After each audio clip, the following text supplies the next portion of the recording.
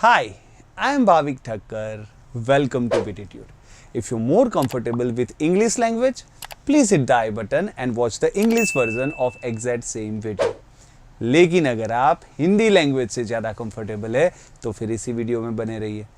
देखिए, हमने जो बेसिक वीडियो था ना एल्जिब्रा का, उसमें तो ये देख लिया था कि जो बेसिक होता है लीनियर इक्वेशन का वो भी देखा था, यानी कि हमने ये देखा था कि ये एल्जेब्रिक इक्वेशन होते क्या है। दूसरी चीज़ उसको बनाते कैसे हैं, और तीसरी चीज़ उसको सॉल्व कैसे करते, खास करके लीनियर इक्वेशन को। हमने क्वाड्रेटिक भी देखा था, लेकिन इस वीडियो में हम बात करने वाले हैं लीनियर इक्वेशन की। और इस वीडियो में तो खास हम बात करेंगे कुछ बहुत ही बढ़िया शॉर्टकट जिससे कि ये इक्वेशन सॉल्व हो सकते हैं। देखिए, हमारा बिटीट्यूड का मेन एफर्ट तो ये होता है कि ज़्यादातर क्वेश्चंस में हम सिर्फ लॉजिक से ही आंसर दे दे, इक्वेशन बनाने की ज़रूरत ही नहीं पड़नी चाहिए। आपने देखा है, लेकिन कहीं ना कहीं 10% क्वेश्चंस तो ऐसे हो ही जाते हैं जहाँ पे आपको शायद इक्वेशंस बनाने पड़े, तो वहाँ पे भी हम पीछे नहीं रहेंगे। बाकी के स्टूडेंट्स उसको ट्रेडिशनली सॉल्व करेंगे, हम उसको भी एकदम बढ़िया तरीके से शॉर्टकट से सॉल्व करेंगे। तो देखिए, अंत तक बने रहिए, बहुत ही मज़ा आने वाला है क्योंकि बहुत ही यूनिक मेथड्स है और बहुत ही अमेजिंग मेथड्स है। तो चलिए शुरू करते हैं।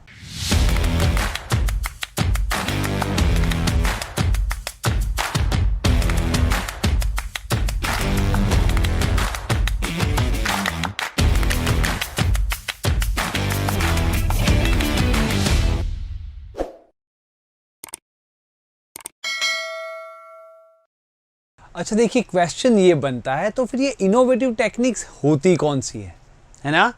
देखिए, ये जो इनोवेटिव टेक्निक्स है वो मैं आपको ऐसे कुछ थियोरेटिकल नहीं बताने वाला, कुछ एग्जांपल्स लेंगे, है ना, वहाँ पे हम सोचेंगे और अपने आप समझ में आएगा कि अच्छा ये टेक्निक ऐसे वाले क्वेश्चन में चलनी चाहिए। तो प्रैक्टिकली कर लेते हैं जिससे कि बहुत ईजिली समझ में आ जाए, है ना। देखिए, जैसे पहला इक्वेशन आपके सामने, इस इक्वेशन को अगर सॉल्व करना है ना, आप कैसे करोगे आप खुद भी सोच सकते हो। हमने जो ट्रेडिशनल मेथड सीखी है उसमें तो क्या होता है, या तो x को इक्वल कर दो या तो y को इक्वल कर दो। अब आप खुद सोचिए, x को इक्वल करना मतलब इसको 51 से मल्टीप्लाई करो, कितना बड़ा नंबर है, इसको 29 से, तो टाइम पास हो जाएगा। अगर y को इक्वल करना है तो इसको 81 से मल्टीप्लाई करो, नीचे वाले को 19 से, वो भी बहुत बड़ा टाइम पास हो जाएगा, है ना। तो करें क्या, ये दो जो हमारी ट्रेडिशनल मेथड है वो तो काम नहीं आ रही। तो वही तो है, देखिए हमें एक चीज़ बताई नहीं, हम एक और भी चीज़ कर सकते हैं, इसको भी तो सेम कर सकते हैं, है ना। इसको सेम कर दे, इजी नहीं रहेगा क्या, है ना, क्योंकि इजी है। देखिए 46 मल्टीप्लाइड बाई 3 क्या होता है, 1380। तो ये टेक्निक है ना आपकी, कांस्टेंट को सेम कर दे। हमेशा एक्स और वाई ही नहीं सोचते, ये भी सोचते, पता नहीं क्यों कभी सिखाया नहीं, लेकिन कर सकते थे। तो देखिए, अगर आप इसको सिर्फ 3 से मल्टीप्लाई कर लेते तो क्या आ जाता, 87x plus 57y is equal to 1380। और या तो फिर आप ये समझ लो, ये दोनों इक्वल ही तो हो गए क्योंकि ये भी 1380, ये भी 1380। तो सीधी सी बात है, जब ये दोनों इक्वल है that means 36x is equal to 24y, यानी कि 3x is equal to 2y। 12 तो कॉमन है, हटा दिया, तो इसका मतलब हुआ x और y का रेशियो 2/3 है। तो एक रेप्लिका ले लेते ना, x अगर 2 है तो y 3 है। यही तो है ना बिटीट्यूड का शॉर्टकट मेथड, अपनी रेप्लिका तो आ ही गई। x को 2 मान लो, y को 3 मान लो।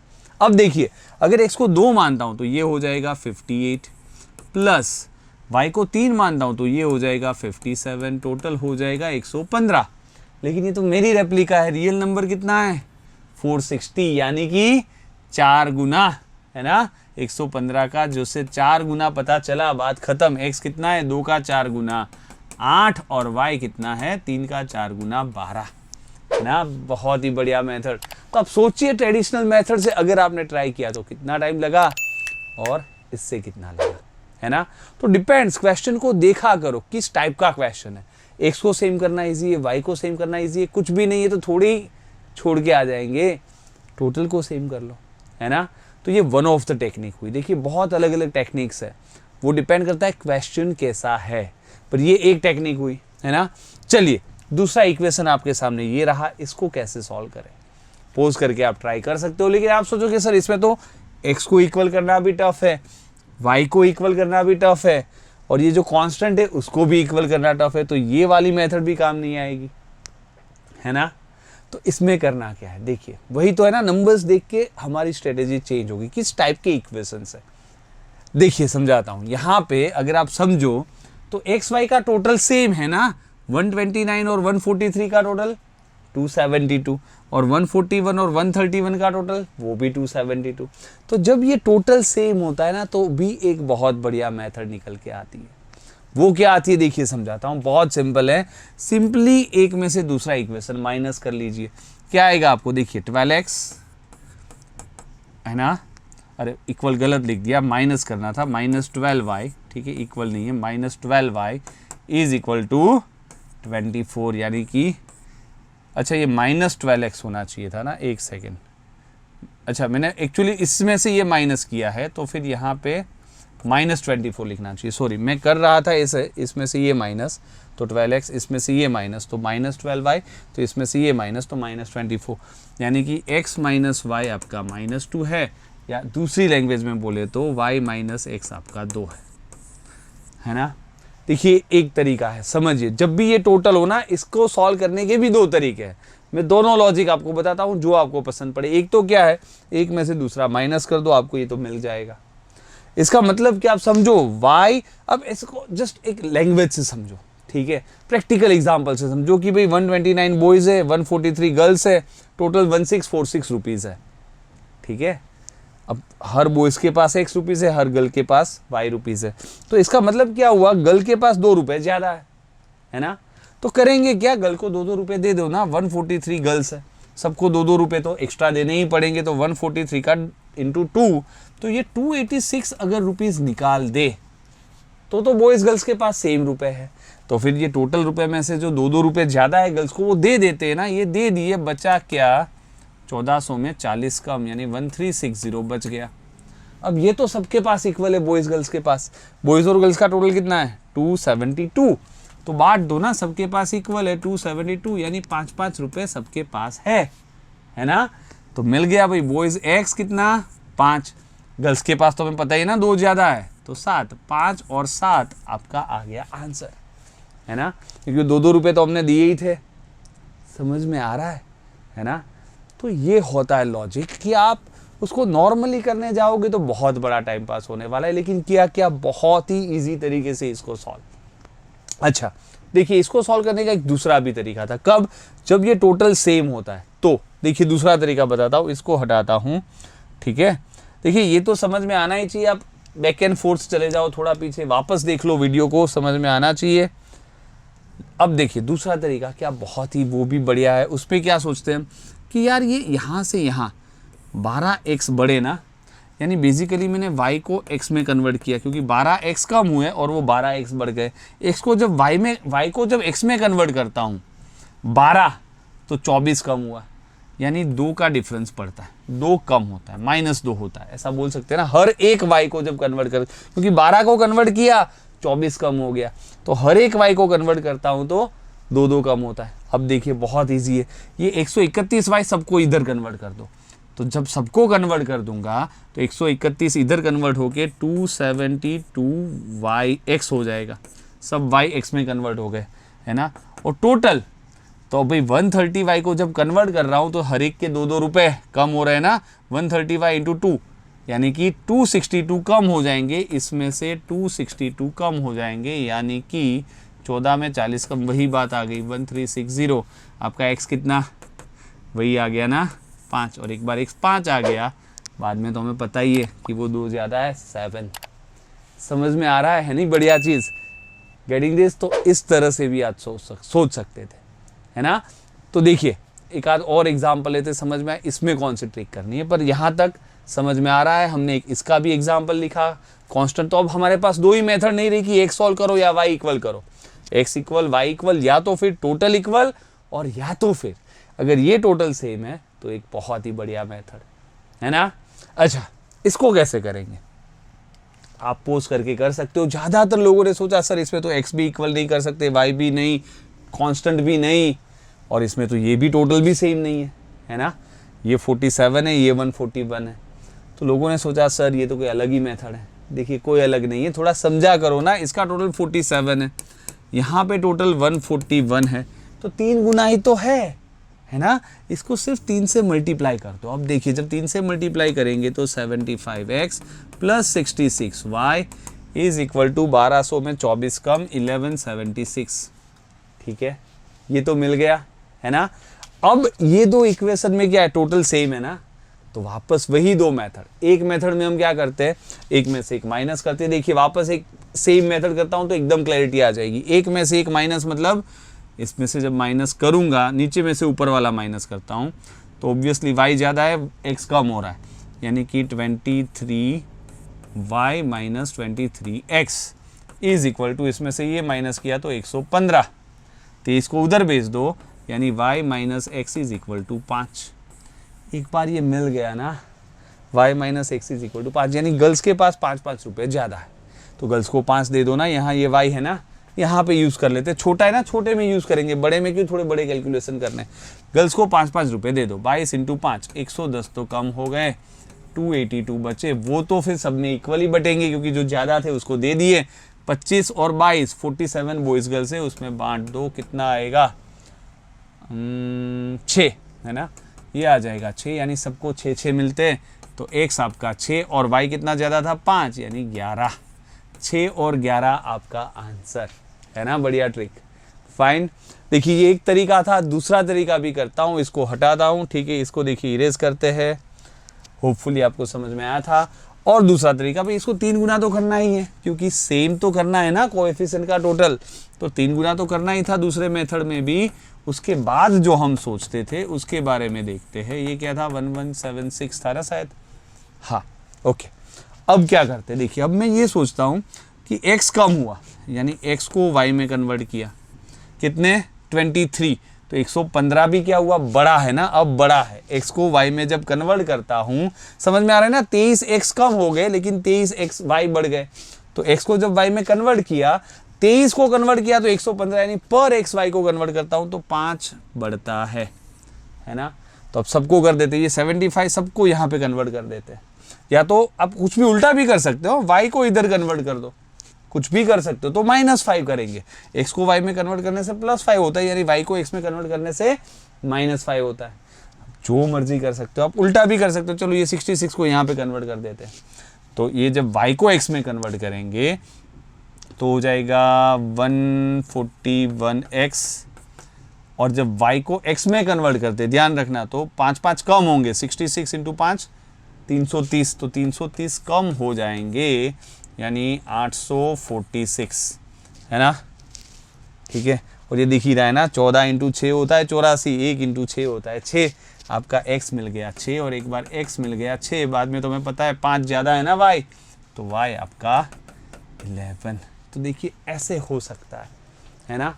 वही टेक्निक है, मैंने आगे भी किया था, वापस किया है ना, तो बहुत बढ़िया ट्रिक है। So hopefully you are getting this. तो इस टाइप के क्वेश्चंस तो अब हम कर लेंगे, ठीक है, जहाँ पे something x plus something y जो नॉर्मल लीनियर इक्वेशन है, उसमें अब टेक्निक्स क्या क्या रही, जो या तो x इक्वल करो, या y इक्वल करो, या टोटल इक्वल करो, और या तो फिर इसका सम इक्वल करो। हो गया है ना। अब इसमें कुछ अलग क्वेश्चंस भी आते हैं, जैसे कि आपको यहाँ पे नॉर्मल लीनियर इक्वेशन नहीं, यहाँ पे क्या बोलते हैं, यहाँ पे देखिए a इंटू बी कुछ दिया है 3780 है ना, a और b का मल्टीप्लीकेशन आपको दिया है, समझा करें। और आपको बोला है कि जब a बढ़ता है 9 से तो b को 14 से कम होना पड़ता है, और प्रोडक्ट तो सेम रहता है 3780। अब ये कहाँ कहाँ पे यूज हो सकता है, कहीं पे भी। प्राइस इंटू क्वांटिटी एक्सपेंस, आपको बोलेंगे 3780 रुपये खर्चा हो रहा था, जब प्राइस 9 रुपये बढ़ गई तो मुझे क्वांटिटी 14 कम करनी पड़ी। समझ में आ रहा है ना। तो ऐसा कभी भी आ सकता है ना कि भी रेक्टेंगल का area length into width is equal to area होता है। आपको बोलेंगे कि टोटल एरिया 3780 स्क्वायर फीट था, जब लेंथ 9 फीट बढ़ गई तो विथ को 14 फीट कम होना पड़ रहा है। तो ऐसा क्वेश्चन कभी भी आ जाता है, और तब आपको कुछ भी वैल्यूज पूछे तो यहाँ पे देखिए, यहाँ पे एक तो तरीका, ये एक इक्वेशन तो है ही, दूसरा इक्वेशन आप बना दो कि भाई a + 9 multiplied by b minus 14 is also equal to 3780, और फिर ये दो इक्वेशन आ गए, सॉल्व कर लो। ऐसा मत करना, ठीक है, वो आपका टाइम पास हो जाएगा। आपके पास ऑप्शन तो रहते हैं ना, ठीक है।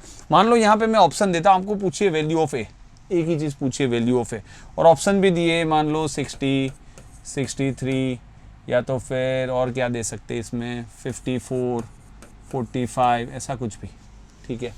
ऐसे ऑप्शंस दिए आपको, कैसे करेंगे।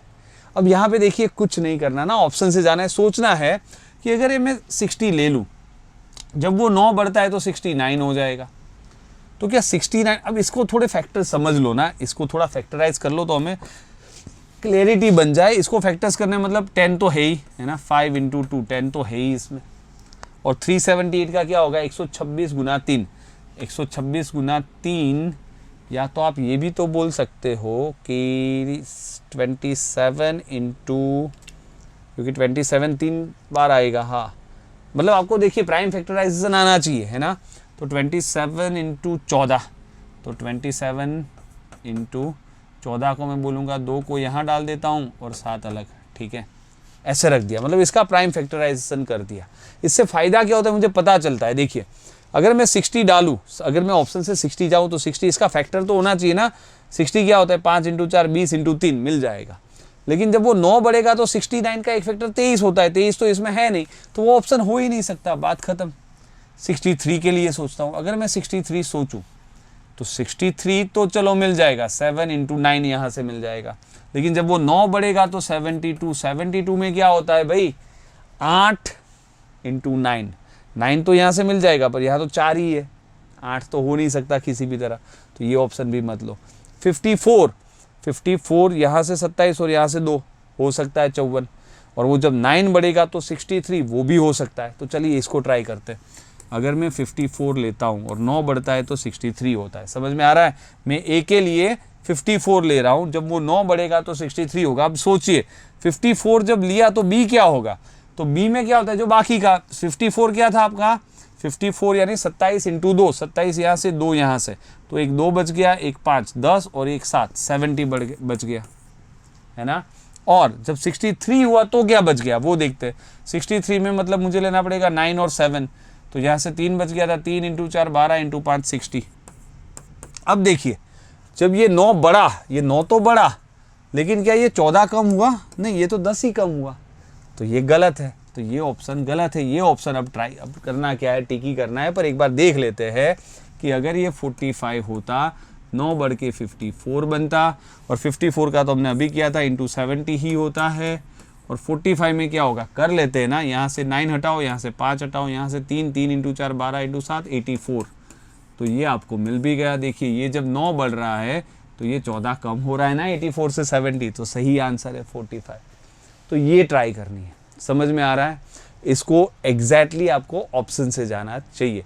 अगर ऑप्शन नहीं है और कुछ आगे भी क्वेश्चन है तो ट्रायल एरर से कर लेंगे, है ना। ऐसा एक ट्रायल एरर ही तो करना है कि एक फैक्टर 9 कम हो, 9 बढ़ जाए, दूसरा 14 कम हो जाए, दैट्स इट। इसको ऐसे ही करो। देखिए ये मेथड तो है ट्रेडिशनल, करना है तो कोई दिक्कत नहीं है, आप कर तो सकते हो, ठीक है, पर वो लंबा पड़ेगा।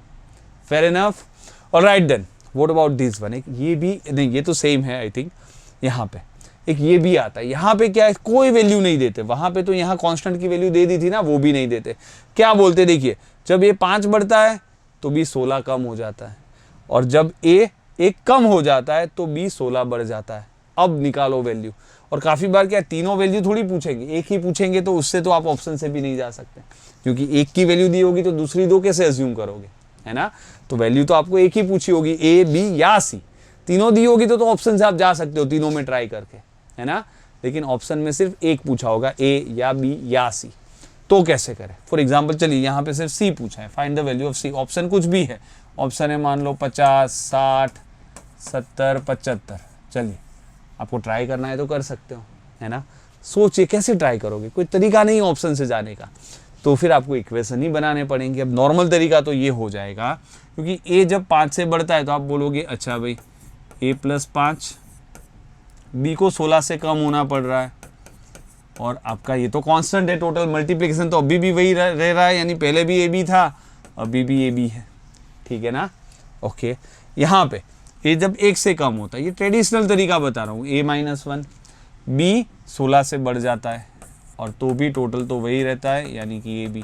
तो आपको पहले तो ये 2 लाइन लिखनी पड़ेगी, है ना। उसने जो बोला है उसके हिसाब से आपने इक्वेशन बनाए। अब इसको सॉल्व करना पड़ेगा, यानी यहाँ मल्टीप्लाई करना पड़ेगा। तो ए बी बाद में क्या आता है -16a है ना, -16a प्लस 5b और ये -80 is equal to A B है ना, एक इक्वेशन। दूसरा इक्वेशन यहाँ पे इसी तरह ए बी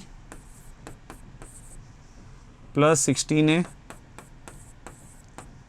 माइनस बी और -16 is equal to A B. फिर आप सोचते हो अच्छा भाई दोनों तरफ ए बी तो कैंसिल ही हो जाएंगे ना, ठीक है ना। तो अब यहाँ तक 1 2 3 4 लाइन लिखने के बाद अब आपको इक्वेशन मिलेगा। क्या मिलेगा, इसको मैं यहाँ पे जगह नहीं, एक काम करता हूँ नेक्स्ट ले लेता हूँ, -16a plus 5b is equal to, ये -80 को उधर भेज देते, तो -16a plus 5b is equal to 80, ये एक मिल रहा था है ना, -16a प्लस 5b इसको उधर भेज दिया। उसी तरह 16a minus b is equal to 16, 16a minus b is equal to 16। समझ में आ रहा है ना। अब देखिए ये दो आपको कितना सारा टाइम लग गया, आप देखो तो आपकी 40 सेकंड तो बर्बाद हो ही जाएगी मिनिमम, है ना। ये 4 लाइन लिखते लिखते उसको कैलकुलेट करते करते 40 से 45 सेकंड आपकी बर्बाद हो गई। हाँ, उसके बाद अब कोई दिक्कत नहीं है, इजीली इसको सॉल्व कर देंगे। लेकिन आपको एक ऐसी टेक्निक सिखाता हूँ कि ये 40 सेकंड आपकी बच जाए। देखिए करना क्या है, जब भी ये हो ना कांस्टेंट है और एक बढ़ रहा है दूसरा कम हो रहा है, बहुत सिंपल सा फंडा है। यहाँ पे देखिए क्रॉस मल्टीप्लाई कर लो। क्रॉस मल्टीप्लाई का मतलब देखिए समझिए, b डिक्रीज बाय 16 मतलब -16, तो -16 को a से मल्टीप्लाई करो, देखिए हो रहा है कि नहीं, -16 इंटू a, और a जो 5 बढ़ रहा था यानी +5 उसको b से मल्टीप्लाई करो, देखिए +5b, और इज इक्वल टू में दोनों को मल्टीप्लाई कर दो, 5 और 16 को मल्टीप्लाई 80 है ना। यहाँ पे देखिए वापस b बढ़ रहा है यानी +16 को a से मल्टीप्लाई करो, हो रहा है। यहाँ पे डिक्रीज मतलब -1 को b से -b, और इज इक्वल टू 1 और 16 का मल्टीप्लीकेशन 16, वही होता है। तो फिर हम क्यों 4 लाइन बर्बाद करें, सीधे सीधा ये लिख देंगे। एक बार ये लिख दिया बाद में तो कुछ भी नहीं ना। अब इसको सॉल्व कैसे करेंगे, अब तो नॉर्मल इक्वेशन हो गए, वापस जो आगे थे सॉल्व करना हमें आता है। और यहाँ पे तो बहुत ईजी है क्योंकि a सेम है, तो ये काट देंगे। 4b इज इक्वल टू 96 यानी कि b is equal to 24। b एक बार 24 मिल गया, बाद में तो कुछ भी नहीं, यहाँ डाल दो। 24 माइनस है उधर 40, 16 है यानी 40, 40 बाई 16, 5 बाई 2 2.5, तो ये आपका आ जाएगा 2.5। देयर यू गो, है ना। तो ऐसे कर सकते हैं, समझ में आ रहा है। हम कुछ ऐसे इसके आंसर्स निकाल सकते हैं जो आपने कभी देखा। अब इसके लिए देखिए रट्टा वाला फॉर्मूला होता है, लेकिन हम नहीं करेंगे। रट्टा क्यों मारेंगे, इतना इजी इक्वेशन है और इतना इजीली तो आंसर आता है, तो कितने फॉर्मूला रट्टा मारोगे, है ना। अलग अलग बुक्स में रट्टा होता है, हमें कोई रट्टे की जरूरत नहीं है, नॉर्मल से इक्वेशन से ही आंसर आ जाएगा, है ना। तो बहुत बढ़िया। चलिए एक और क्वेश्चन करते हैं, होपफुली आपको समझ में आ गया। फटाफट अब इसको निकालते हैं, बहुत इजी है ना, इजीली कर लेंगे। देखिए अब तो कुछ नहीं करना, ट्रेडिशनली थोड़ी करेंगे, सीधा डिक्रीज बाय 1 यानी -1 है, -a, इंक्रीज यानी +10b और मल्टीप्लीकेशन में 10 इंटू 1 10, सिंपल। अब देखिए डिक्रीज बाय 1.75 यानी -1.75 है, +20b इज इक्वल टू 20 का मल्टीप्लीकेशन इससे 1.75 का डबल करो ना, 3.5 इंटू 10 35 हो गया, सिंपल। अब तो सॉल्व करना आता है, कैसे करेंगे, या तो a इक्वल या b इक्वल या टोटल इक्वल, हमें पता है सब। b इक्वल करना इजी है, इसको डबल कर दो ना, simple. -2a plus 20b is equal to 20, minus कर दो, अब एक में से दूसरा हटा दो, इसमें से ये हटा दोगे तो 0.25a है ना, b तो कैंसिल हो जाएगा, इज इक्वल टू 15, तो a आपका हो गया 60। एक बार ये 60 मिल गया, बाद में क्या दिक्कत है, कहीं यहाँ पे ही डाल दो, सबसे इजी इक्वेशन में -60 को उधर भेज दो तो +60, 70, 10b 70, तो b कितना 7 है ना। और आपको अगर पूछा होगा कि वो c कितना है, तो 60 इंटू 7 420 है ना, c कितना है 420। कहाँ है, कुछ भी नहीं है, ऐसे हम आंसर निकाल सकते हैं, है ना। तो देखिए जितने अलग अलग तरीके के क्वेश्चंस बनते थे, उस ज़रूरत होती थी ना इनोवेटिव सब टाइप के हमने देख लिए कि या तो ए सेम बी सेम तो पता था, या तो कांस्टेंट सेम, या तो ए और बी का सम सेम। और जब ये कांस्टेंट सेम होता है वहां पे भी हमने देख लिया कि जब वो कांस्टेंट दिया है तो ट्रायल एरर मेथड, ऑप्शन से जाओ।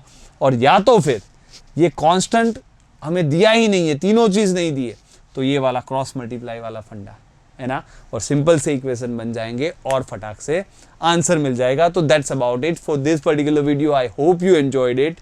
Fine, so keep watching, keep learning and have a nice one.